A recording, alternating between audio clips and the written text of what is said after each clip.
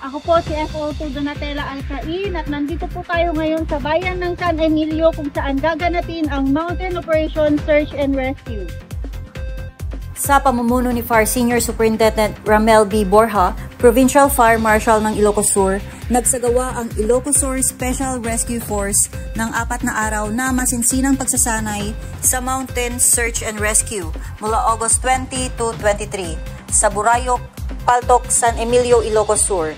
Ang pagsasanay na ito ay naging posible sa pamamagitan ng inisyatiba ni Honorable Joey Warren A. Bragado, Municipal Mayor ng San Emilio, Ilocos Sur.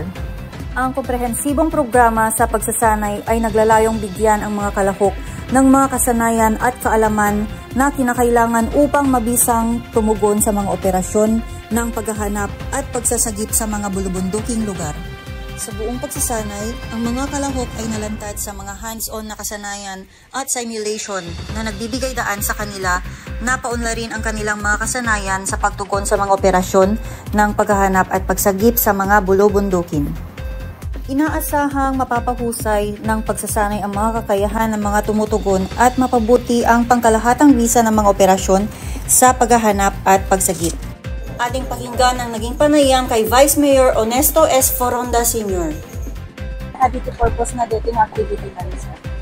Well, para iti constituent, tapos tagat in kaso nga da umay nga didigra, well, dagiti participants tayo, adda si dadaan nga matumulong no in kaso nga didigra nga mapasaran iti ili.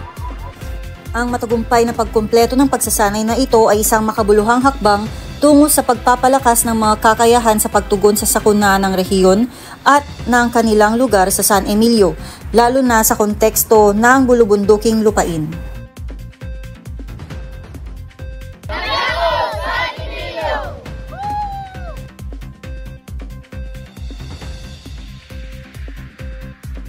At yan ang nakalap naming mga balita mula sa probinsya ng Ilocos Sur.